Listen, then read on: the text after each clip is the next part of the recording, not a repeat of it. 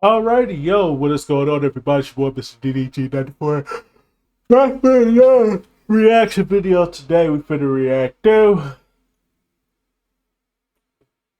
the Royal Rumble of 2009 is low-key a classic.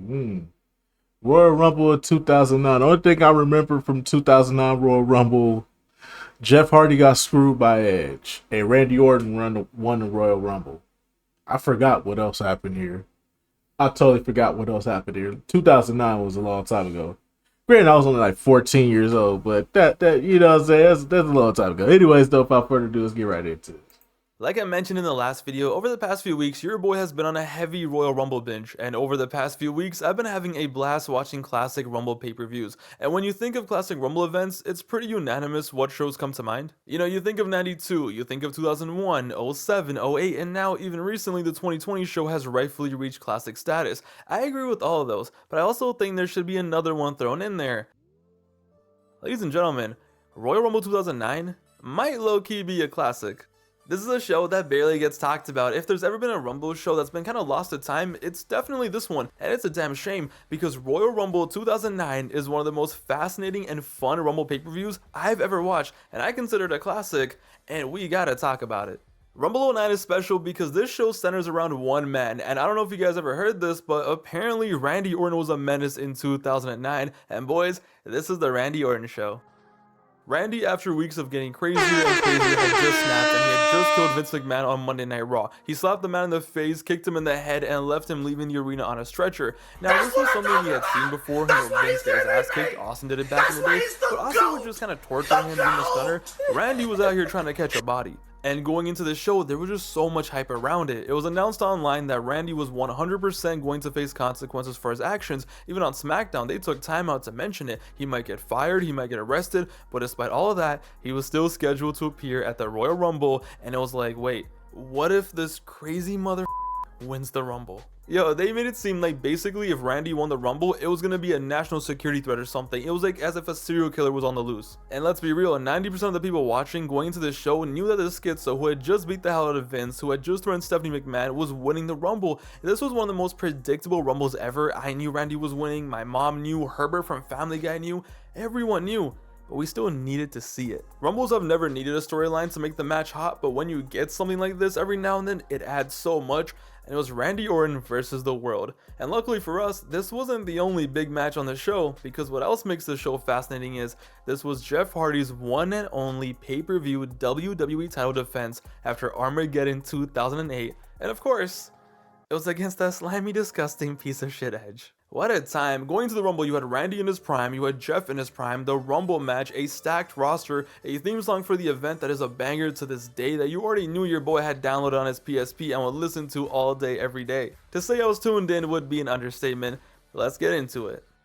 The show begins with an awesome intro centered around Randy Orton, the menace, the savage, the demon from St. Louis, and they basically portrayed this man like he was King Von of the company. Add in some Rumble hype and the show starts off with a hot crowd and pyro everywhere. Now I know what you're thinking. Pav, I love you, you're a cool guy, but there's no way a show that starts out with Jack Swagger versus Matt Hardy for the ECW title is a classic. Okay, that's valid, but let me cook.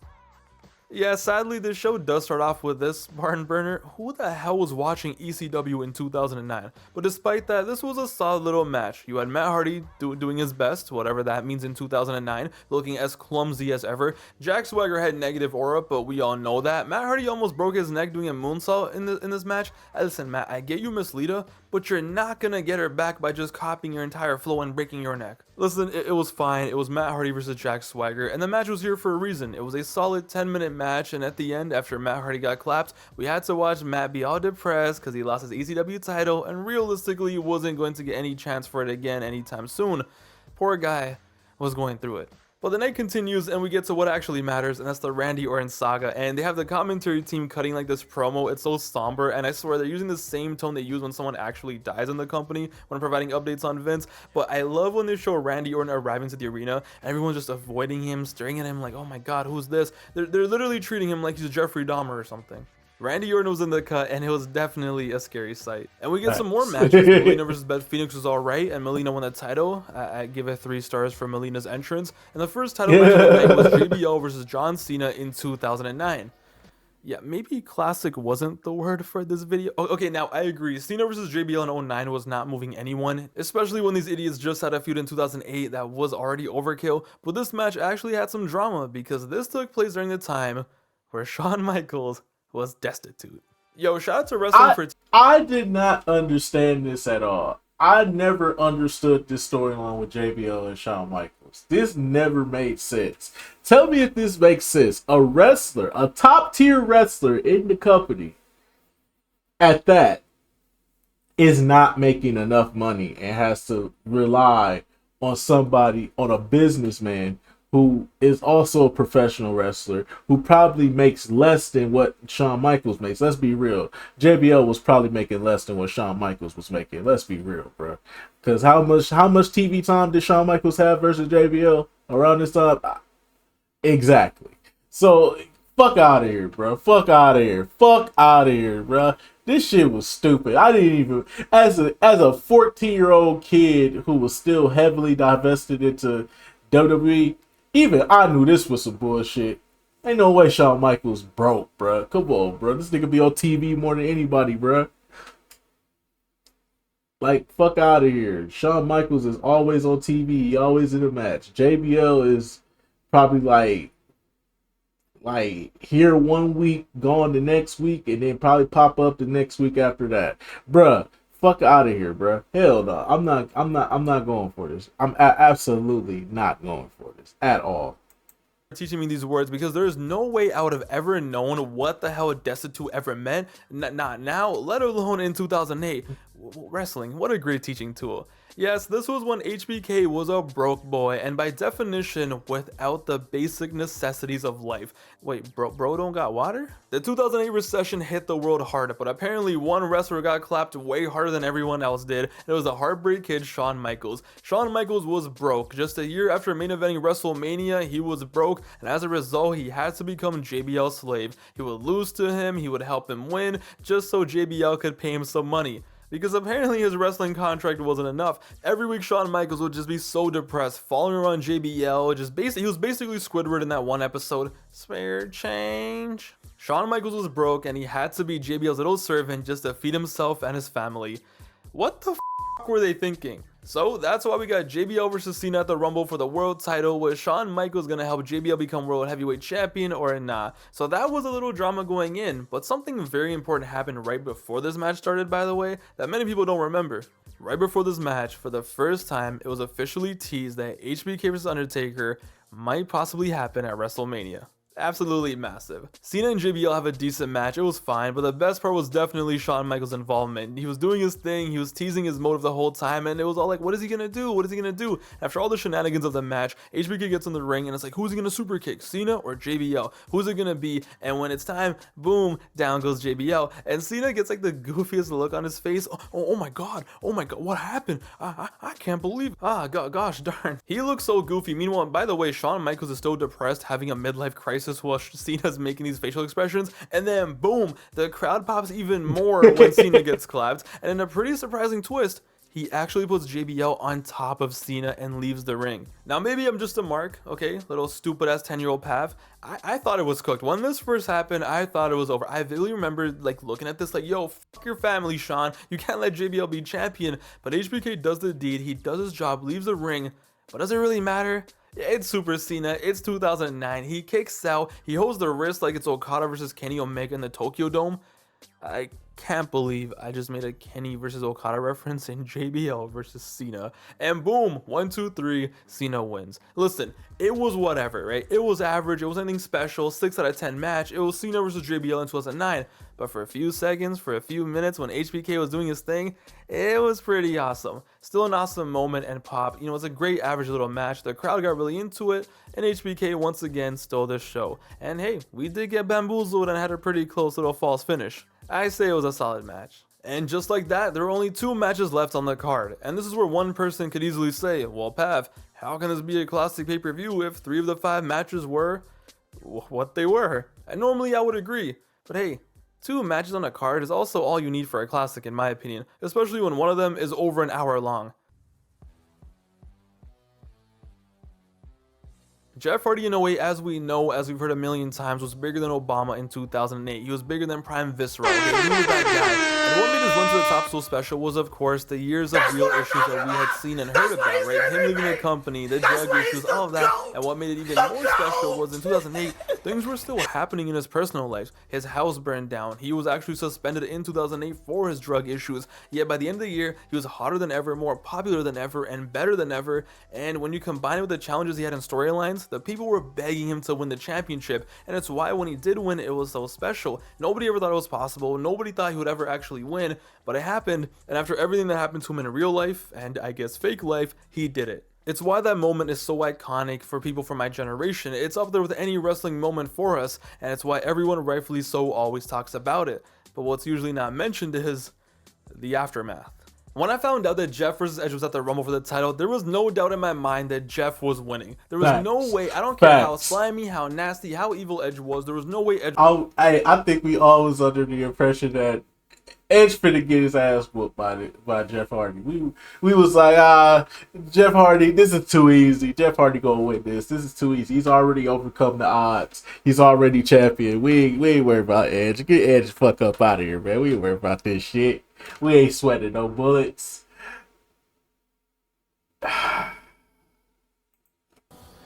Delete! Delete! Delete! Delete! Delete! Delete! Delete! Delete! Delete!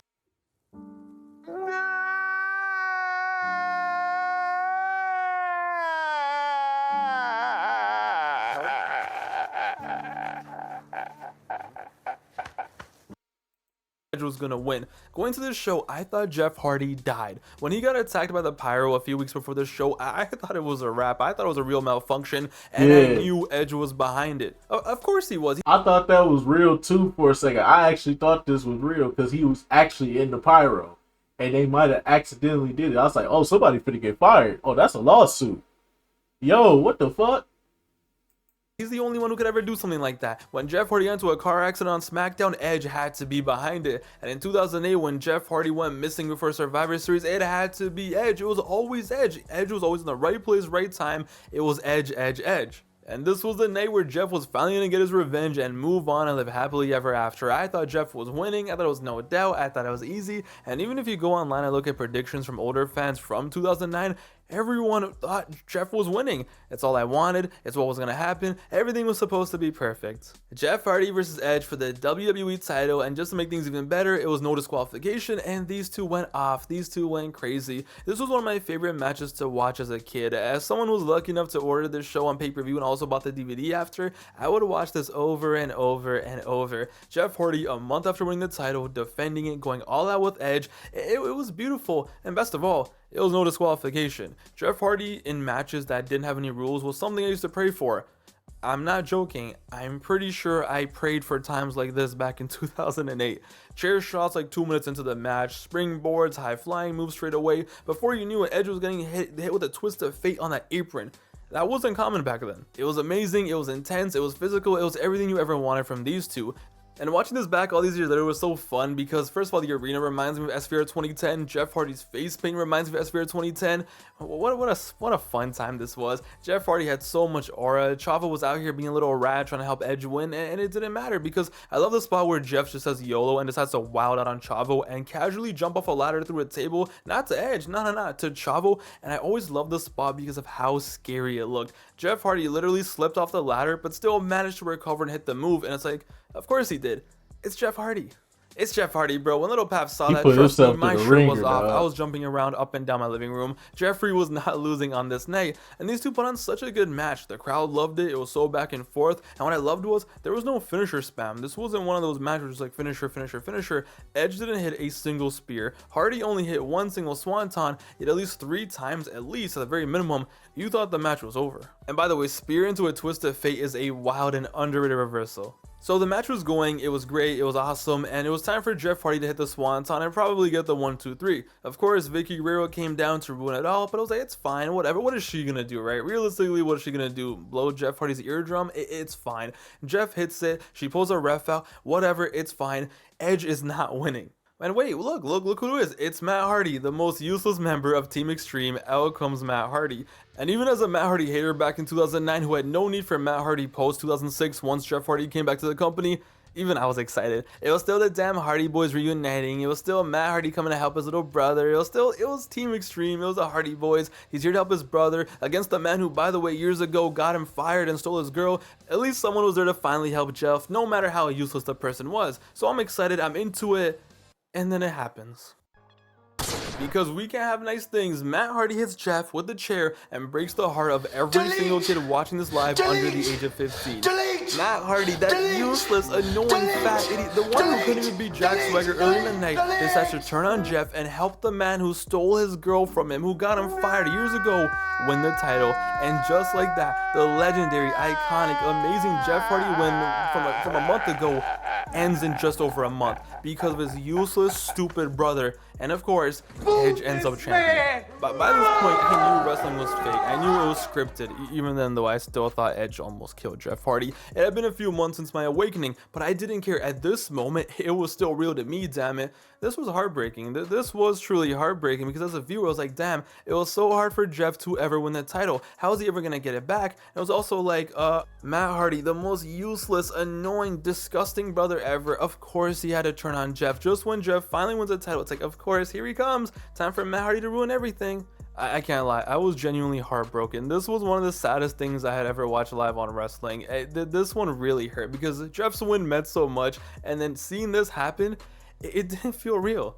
Top 10 saddest anime deaths, or whatever you want to call it. But such a banger match, all things considered. The Matt vs. Jeff storyline was alright, you know, after this, but on this night, let's be real, this match was fire, and that turn was shocking as hell. Listen, it was out of nowhere. Maybe if I read the dirt sheets at the time, I would have known or something, but I had no idea this was ever gonna happen. I never thought Matt would turn on Jeff, so when it happened, it truly broke my heart. When it clicks where it's like, wait, it wasn't Edge who tried killing Jeff, it wasn't Edge who hit him with this car or got the pyro shot up in his face, it was Matt. Regardless of what happened on this night, it was a hot match, hot angle, legendary chemistry between Jeff and Edge, and a really crazy turn. Oh, and one depressed little Pav. It's Matt Hardy forever, I'm sorry. I don't think I ever got over this. Even later in the year when Matt and Jeff teamed up again on SmackDown, I remember watching that and just being like, no, like, Jeff, what are you doing? Get away from that sick freak. So disgusting. Jokes aside though, that was a very special match and a very special turn. It was then time though for the main event. The reason everyone was there, the reason why I ordered this show, the reason why everyone ordered this show, the Royal Rumble match. There have been a lot of classic Rumble matches over the years, okay? And honestly, the main reason why I wanted to make this video is this is one of them. This to me is a top 10 Rumble match of all time, and it's a personal favorite. Not only because this was the Randy Orton show and his whole storyline going into this was just a stacked ass Rumble, and along with this in 2010, this really felt like the last hurrah for our generation. The match begins with Rey Mysterio and John Morrison, and the crowd is so hot right from the get-go. The crowd is hot, they're loud, they're rowdy, and you have a bunch of solid stars coming in and doing their thing, but business instantly picks up very early at number 7 when Triple H pulls up. Triple H goes in there and he goes off, and it's so nostalgic even watching Triple H in a Rumble because it's like, after this, he only had 2 more Rumbles in him, and one of them was 2016, which was old man Triple H. But here, Triple H was still full-time doing his thing, and of course it was hype because it's like, wait, Triple H is in the cut? When is Randy coming out? When is Triple H gonna ride out for his father-in-law and for his wife? And the anticipation, as soon as Triple H is out there, just builds and builds for whenever Randy comes out. And what's awesome is, Randy ends up being the very next entrant. As we know, Randy is a heel at this point, obviously, the biggest heel in the company, and the crowd goes nuts when his music hits, and as soon as it hits, Jared just goes like, uh-oh. And when Triple H and Randy go at it, it was perfect because Randy wasn't even on some, heel scaredy cat vibes. He went straight in there and went toe to toe with Triple H, his former mentor, his biggest op in his career at that point, the son-in-law of the old man who he just killed. I can't believe they butchered this WrestleMania main event. But no, at this moment, at this point in time, it was special. And like I mentioned before, as soon as Randy's in the Rumble, the entire Rumble revolves around him. And things only get better for Randy when his YGs pull up, Ted DiBiase Jr. and Cody Rhodes, because then it becomes protect Randy at all costs, and it's them 3 versus everyone. And even in the beginning, this Rumble was so stacked. You had Rey Mysterio doing his thing, you had young John Morrison, Jericho comes out, Triple H, and of course Legacy, who are like a pack of wolves doing their thing. Okay, this kind of looks racially motivated. Please, relax, guys. So by the time Legacy is going around destroying everyone, like Triple H, Finley, everyone and anyone, then it all becomes, oh no, who can stop Legacy? How do you stop a trio in the Rumble? And then next thing you know, okay, that's one way. Yes, The Undertaker comes out in the 2009 Royal Rumble. The crowd goes insane. Everyone just stops and stares at The Undertaker while he makes his entrance, and the sheriff of the company is on his way, and who also happens to have a history with Randall at this point, remember that. But Undertaker doesn't discriminate, he hates everyone, and it was so beautiful to see this. Undertaker was moving so fast, he was so quick and agile. Undertaker when his hips actually worked, yeah. And this was important because this ended up being Undertaker's second last Rumble appearance ever. The only one he made after this was 2017, which does that really count? Not really. Nah. But this was prime Undertaker, 2009 Undertaker, months before his magnum opus, months before his best match ever. He goes in there, he clears house, and the Undertaker was in the Rumble. I almost shed a tear. And the moments just keep coming and coming. It's such a good Rumble. Next up was Goldust, and it was only right that him and Cody Rhodes had their little moment, which the crowd absolutely loved. What a stacked Rumble, just such a nice mix of old stars and new stars. RVD came back to one of the loudest Rumble return pops ever at that point. Nobody expected RVD pulling up. Also, I can't lie, back in 2009 when I was watching this live, when I saw RVD, I actually thought he was gonna win the Rumble. He didn't, he got clapped. But like, yo, look at the talent pool. Taker, Kane, Triple H, Ray, Jericho, Randy, RVD. The Big Show. As well as stars on their way like young CM Punk, Kofi Kingston, Miz, Cody Rhodes, Dolph. It was so balanced, and one thing I always loved about this Rumble, one thing I love about Rumbles in general, but they don't often do, is when the ring just gets filled with a bunch of wrestlers and they're just going at it. To me as a kid, that's what the Rumble was. That's what I always wanted to see, just mayhem and destruction, a bunch of idiots and a bunch of Neanderthals fighting. And in this one, we actually got it when there was like 15 people in the ring tweaking. One of my favorites moments definitely was the hilarious Jericho and Undertaker interaction, which, yo, I really wish we had 09 Jericho versus 09 Taker, if only. We also had a truly iconic moment in this Rumble, which was Santino getting clapped and having the fastest elimination in history. This is a clip I used to watch over and over as a kid. I used to find this so funny for some reason growing up, and I still do. They absolutely nailed it. But Randy put on a legendary performance on this night. I don't know why no one ever talks about Randy's performance in this Rumble. He spent over 50 minutes into the match, and it wasn't because he had a bunch of eliminations. Like, no, that doesn't matter. I don't care if you have 10 eliminations or if you have 3 like he did. He was on fire this night, and he had a crazy performance. RKO's everywhere, mid-air, mid-move, RKO there, here, everywhere, it doesn't matter. RKOing Cody's brother and then calls Cody over like a gangster. RKOing Big Show on the ropes. He was just on fire this night. He survived, and it wasn't one of those performances where he just like lays down in the corner the whole time. He was putting in work consistently throughout the entire match. But as expected, as people came, they went. Legends returned, they got eliminated. New stars showed up, they got eliminated. Legacy always found a way to survive like a bunch of rats, but right along with them was Triple H. Randy was out here RKOing Big Show on the ropes, just slowly surviving, and it was only right that the final 4 ended up being Legacy versus Triple H. And I always wondered, if Legacy were the final 3, would they become suicide bombers and do the ultimate sacrifice for Randy? Wait, what? After 56 minutes, it came down to this. 3v1. Randy Orton, who just beat up the boss of the company, who could possibly be fired, arrested, life on the line, who's been out here acting like a serial killer, was this close to winning the Rumble and ruining everything for the McMahon family. And the only person who could stop him was Vince's son-in-law. Everything built up to this. It was so predictable, but it was exactly what everyone wanted and exactly what everyone needed. Like a pack of hyenas, they attacked Triple H, and the best part was the crowd loved it. Triple H was getting clapped, and they wanted Legacy to beat his ass. And at one point, we got a crazy spot, a scary spot. Triple H almost sends Randy over the top rope, and for a split second, I swear, there's no way you can tell me that it doesn't seem like he's going over. Heart-sinking moment. Even though I know who won this Rumble all these years later, even I saw this, I'm like, wait, what? Such a close call. Spine busters, pedigrees, everything you can imagine. Triple H is doing everything he can, eliminates Ted, crowd goes wild, throws out Cody, and out of nowhere, like King Von with a Glock on 63rd, Randy legit 0.5 seconds later after Cody is out, sends Triple H out. And he wins the 2009 Rumble as the biggest heel in the company. The biggest demon in the company, the biggest savage, the biggest heel, goes out there, wins the Rumble, and Detroit, I swear, they cheer for him like he's the biggest superhero in the world. The whole show was built around this man, the whole storyline, the whole company. To be fair, this is where Randy solidified himself, like, permanently. Like, think about it. Youngest world champion, multiple intercontinental champion, multiple WWE champion by this point. the Royal Rumble win pretty much solidified everything. Yeah, Randy was a made man after tonight. After this moment right here, Randy was a made man. He was legit at this point.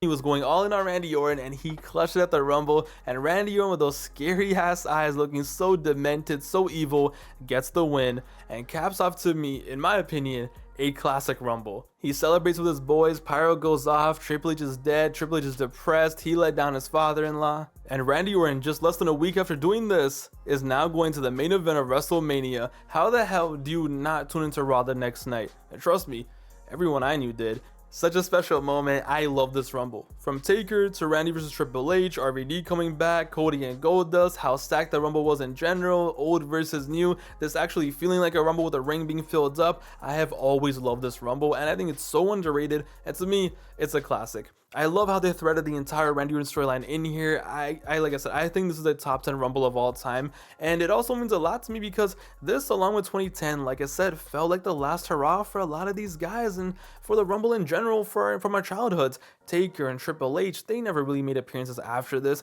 To me, the quality of the Rumble also really declined in 2011 and 2012, but here on this night, it was so special, so stacked, and it just felt like the most important match ever. And I'm just a sucker for how the entire show and match revolved around Randy Orton, and they delivered in every single way. This was a time I became a huge Randy fan in 2009. When he was a heel and he started beating up Vince, I'm like, you know what, that's it, he might be my new guy for a while. Fun fact, I used to get pissed off as a kid because I'd play SVR 2009 and they didn't have the updated Randy model. He didn't have the updated tattoos, and I'd be so sad. I'm like, no, I want the evil Randy with the tattoos. This was special. So the question is this show a classic? Is this a classic Rumble pay-per-view? I think it is. Despite Jack Swagger and Matt Hardy, and you can say, oh, it was a weak title match between Cena and JBL, I think the Rumble is so good, a true classic Rumble. Plus Jeff versus Edge, I think it's on the brink. For me, it is a classic. But if I was being subjective, I would say it's a great show, maybe not a classic, but I'm not being subjective. It's my channel, my video. I think it's a classic. They delivered, and even Cena versus JBL. Listen, Shawn Michaels did his best, and he made it pretty. This a solid B show. This is a solid B show. If I had to grade it, it's a solid B. It's not a B plus or a B minus. It's just a solid B. The first match would definitely be a C minus. No, that'd be a D. I'm gonna put the Jack Swagger Matt Hardy match at a D. The second match between Cena and JBL, with Shawn Michaels being added in there for the context to the story, I'm gonna give it a C. I'm gonna give it a solid C. The Jeff Hardy and Edge match is an A. I would give it an A plus, but the ending, yeah, the ending didn't go as I wanted it to.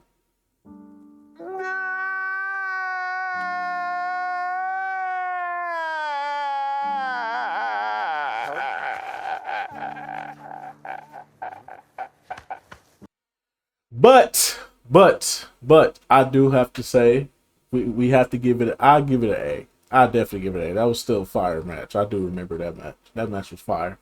And the Royal Rumble, we'll give it an A minus. We'll give it an A minus. So with that being said, my overall grade, you got 2 A's, a C, and a D.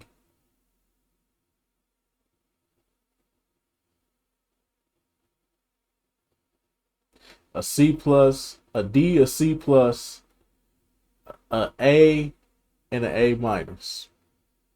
It's not a bad report card. That's not a bad report card, but that D is egregious. Got to work on that. But yeah, that's a solid B in my books. In my books, that's a solid B. Yeah, only one bad grade, and that's the first match. Maybe they should have threw an Intercontinental title in here. Maybe they should have threw a United States title in here. Oh, there was a women's match too, wasn't there? Oh, there was a women's match too, wasn't there? I just realized there was a women's match. We'll just put that as NA. That match don't count. That match don't count. The women's match don't count. I don't even remember who it was. Who was it? Melina, and I don't know who else it was, but it was Melina. That's all I remember. But anyways, though, that's just gonna about do it for this one. I will see you all in the next video. Good. Peace out.